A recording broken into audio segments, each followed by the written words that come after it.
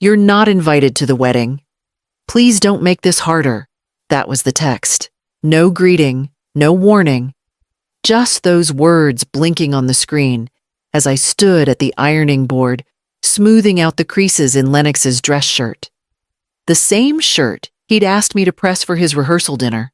I stared at the message, the iron hovering midair, steam curling up toward my face like it needed to fill the silence for me.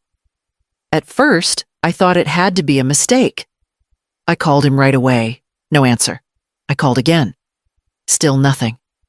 A few seconds later, a new text popped up. "It's Mallory's day. We've decided." We decided. I set the iron down carefully. My hands were trembling. I reread both messages. Then again, and again. I felt like the room was tilting slightly, like I'd stepped off a curb I didn't see coming. I sat down on the edge of the couch. The silence in the house felt heavier than usual. No TV, no kettle. Just the faint ticking of the kitchen clock marking the exact moment my son told me I didn't belong at the most important day of his life. I picked up the phone again, typed, "Why then deleted it?" What could I say that didn't sound like begging? Instead, I texted I thought I was helping. No reply. I'd picked out the florist. Spoken to the venue. Sent over my guest list, just 6 names, all from our side. I even paid the deposit on the catering service because they were short that week. I didn't do it for credit. I did it because I loved him. But maybe love doesn't count when it's no longer convenient. I stood up, folded the shirt, placed it on the back of the dining chair. I wouldn't need it anymore. And apparently, neither would they. I walked into the kitchen and deleted the wedding reminder from my calendar. I sat at the kitchen table with my coffee going cold and tried to remember the first thing I ever gave up for Lennox. It might have been the vacation I canceled when he got strep throat in 2nd grade, or the overnight shifts I picked up when he wanted to join the travel soccer team. Eventually, it all blurred together. Nights, years, holidays. I worked 3 shifts a day for months when he was in college, 2 jobs when he started med school. 1 car between the 2 of us, he had it during the week. I took the bus on weekends. When he graduated in that blue robe, I stood in the back of the crowd. No one noticed me crying except the mother of another student, and she handed me a tissue without saying a word. I never told Lennox that I'd sold my engagement ring to help with his down payment on that condo. He was already so proud of himself I didn't want to dull it with sacrifice. Then came the engagement. I was thrilled when he told me about Mallory. "She's sharp," he said. "You'll love her." I tried. I truly did. Brought her flowers when they first came for dinner. Offered to help with the planning, just a little guidance, no pressure. When the contracts came, I co-signed a few to help them secure the better rates. The venue manager knew me from my nursing days. I'd saved his wife's life in the ICU. A handshake and a signature. Later, the deal was done. Mallory had smiled and called me her wedding angel. That was 4 months ago. Now I'm told my presence would make things tense, as if love ever made things easy, as if love isn't built on tension and release sacrifice and silence. I gave without keeping score, but apparently someone was keeping track of where I stood. And the verdict was in outside. I opened the drawer where I kept the wedding binder, the one with receipts, vendor contacts, timelines, and ran my fingers across the labeled tabs. They really had no idea whose name was actually on everything. I called Hazel the next morning. If anyone would understand, it was her. She'd always been more observant, more tuned into undercurrents than Lennox. When she picked up, her voice was quiet, hesitant. "I know you're hurt, Mom," she said before I even asked. "But maybe just let them have their moment. Mallory's under a lot of stress, so I'm the stress," I said flatly. Hazel didn't answer right away, just a soft exhale. Then, it's their day. I hung up before I said something I'd regret, or worse, something I'd have to apologize for later, just to keep peace that was never mine to hold. That afternoon, my phone rang again. This time it was James. I hadn't heard from my ex-husband in nearly a year, But there he was, calling like nothing had happened, like we still exchanged holiday cards. "Hey, Cal," he said too casually. "Hope you're doing all right. Listen, I'm just reaching out to collect everyone's part for the group wedding gift. We're pooling together for a down payment surprise, something special for Lennox and Mallory." I didn't say a word. "It's $800 per person," he continued. "Just transfer it to my account whenever. I'll handle the logistics." I blinked. "James, I'm not invited to the wedding?" He paused, then scoffed like I'd brought up the weather. "This isn't about that, Callista. Don't be petty. It's for the kids. For family." My jaw clenched so hard I thought something might crack. Family. That word. They only used it when they needed something. "I won't be contributing," I said evenly. He chuckled like I'd just told a bitter joke. "You sure you want to play it like this?" But I had already ended the call. No goodbye, no explanation. I sat there in the stillness, staring at the wedding binder on the table. Not one of them had asked if I was okay. They only called to see what I'd give next. They didn't realize I'd already given the last thing I ever would. And I still had the contracts to prove it. I opened the wedding binder slowly, like it might burn me. But inside, it was all neat columns, paper clips, tabs, timelines. Everything Mallory wanted scheduled, confirmed, secured. And nearly all of it, I realized as I flipped through, carried one name at the bottom, mine. Venue, Callista Moen. Florist, Callista Moen. Catering, Callista Moen. Linens, music chairs. Every signature line held my name, not Lennox's, not Mallory's. It hadn't mattered when I offered to handle the paperwork. It was easier that way, I'd told myself. Fewer hoops, better trust with the vendors. I knew people. I could move things along. But now, looking at those signatures, the meaning had shifted. I went to the kitchen, poured myself a fresh cup of coffee, and pulled out my phone. I dialed Nia Friend Lawyer, and the one who helped me draw up my own living trust last year after a bad fall reminded me that no one was promised time. She answered on the second ring. "Hey, stranger. I need your eyes on something," I said. "Wedding contracts." "Yours?" she asked, surprised. "My son's. I brought the binder over that afternoon." We sat on her porch while she flipped through each page, her expression sharpening as she read.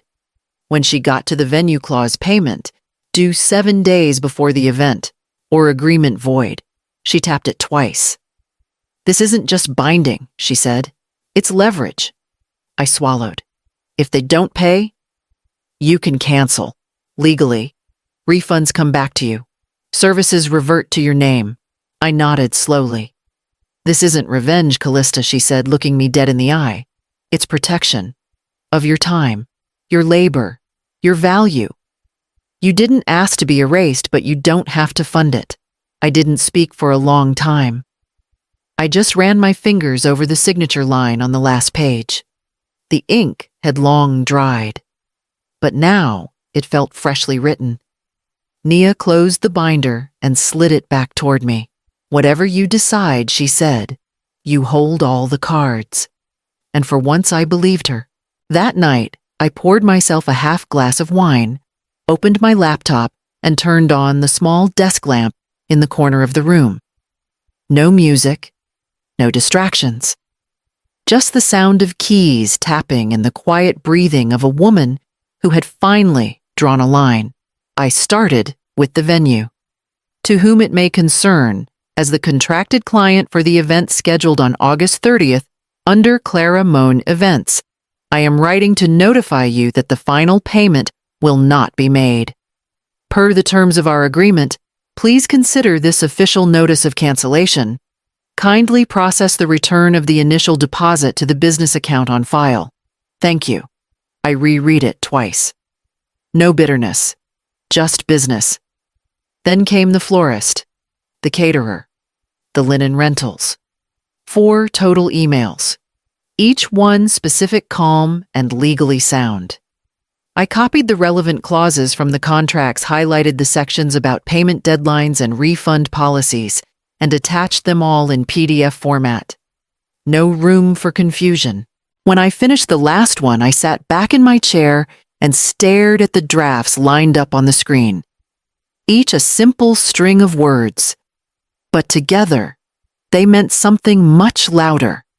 I scheduled them all to send at exactly 9:00 a.m., 7 days before the wedding.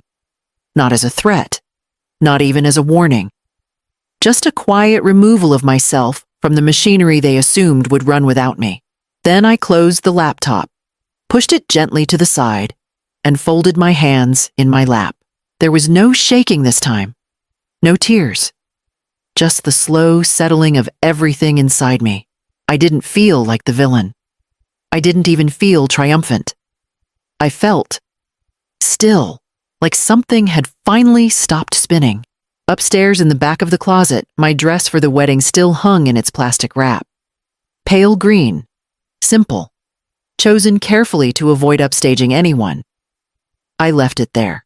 The next morning, I opened a new browser tab and typed one word into the search bar: Maui. At exactly 9:00 a.m., the emails left my outbox without fanfare. No dramatic music, no thunderclap of justice, just a soft whoosh as each one was delivered to the inboxes of people who probably thought I was still quietly in their corner. By noon, the phone started buzzing. First, a voicemail from the venue. Mr. Harrison, polite but firm, confirming receipt of my cancellation. He said he was sorry to lose our business and hoped we'd consider them again in the future. Then the florist called. I didn't answer. They followed up with an email, kind confused, offering a rescheduling option. I ignored them all.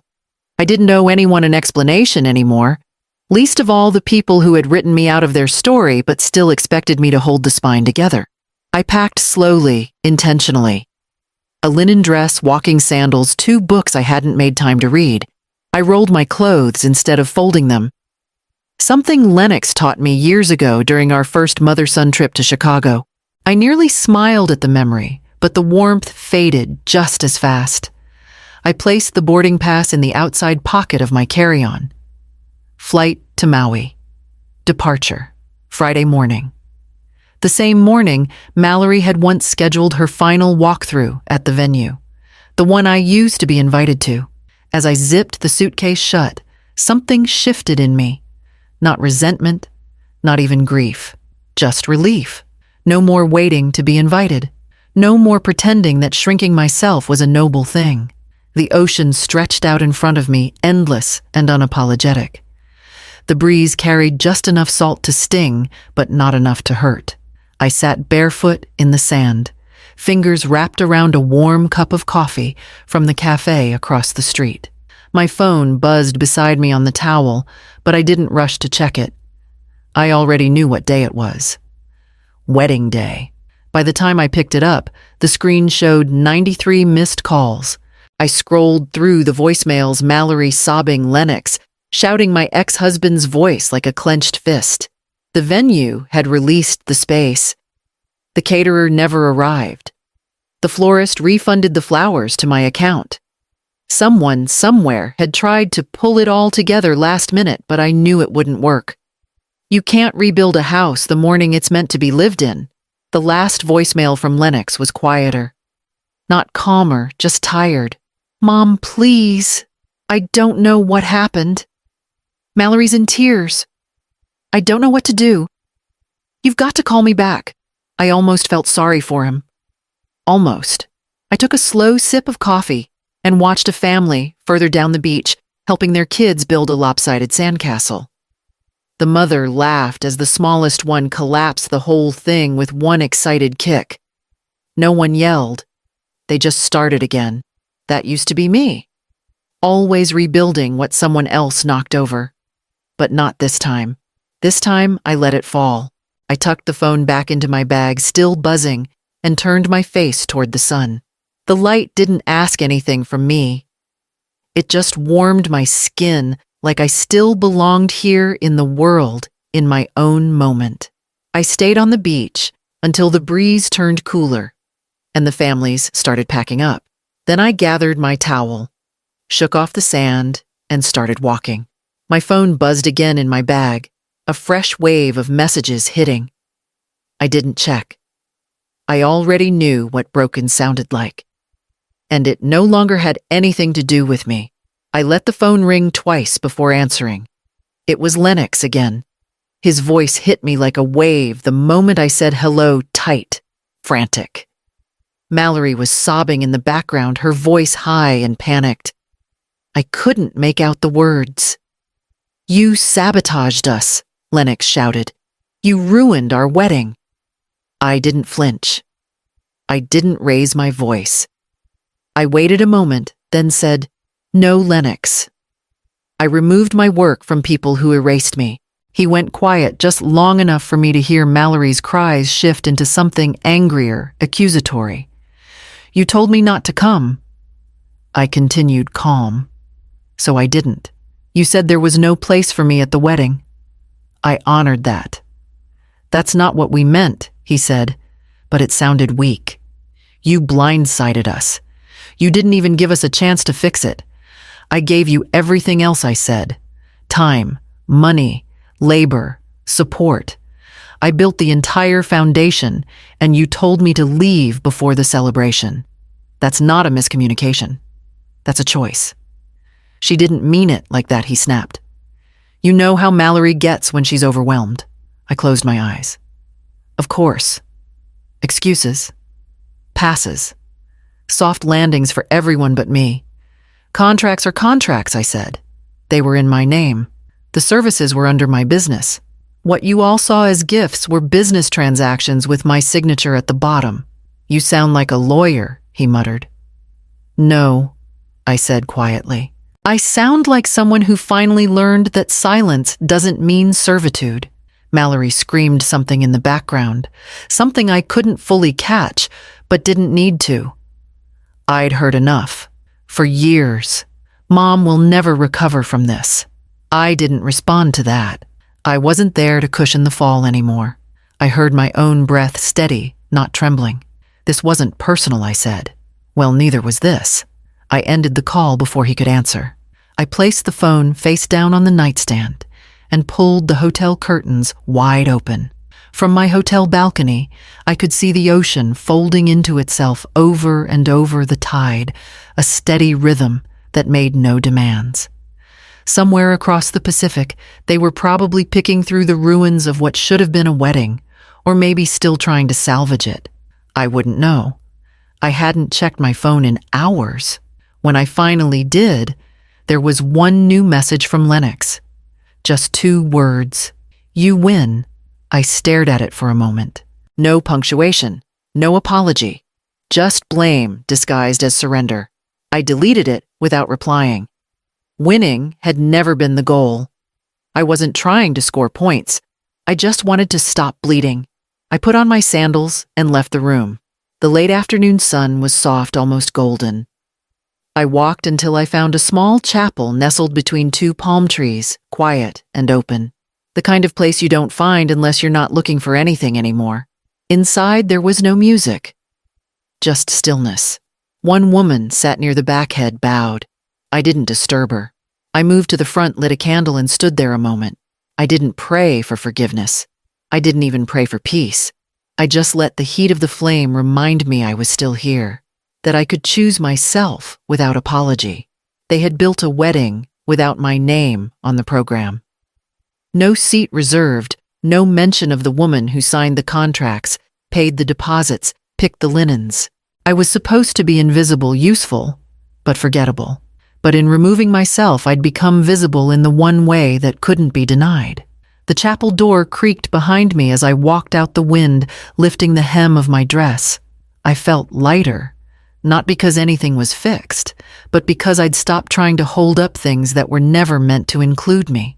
Back in my room, I poured the last of the wine into a glass, stepped onto the balcony, and raised it to the horizon.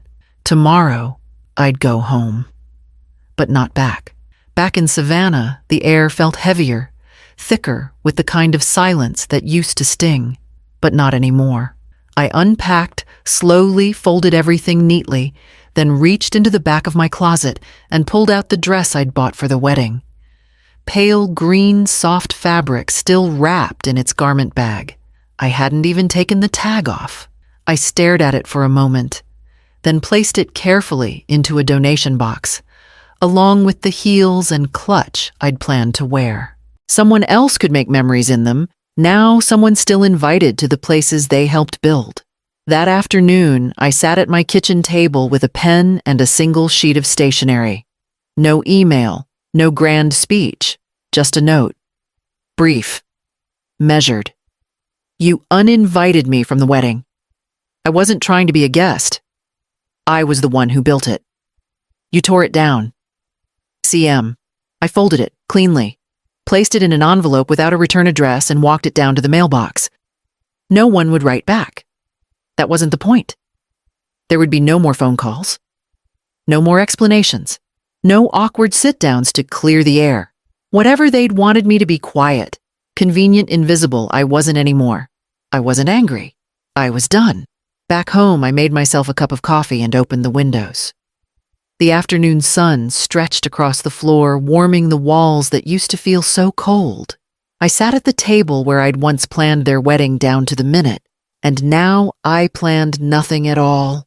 And it felt good. Later, I walked through the neighborhood, past the church, the grocery store, the old brick homes with flower beds in bloom. No one looked twice. I liked that. No spotlight, no drama. Just a woman who had once been a pillar, choosing finally to stand for herself, alone, unshaken, and utterly free.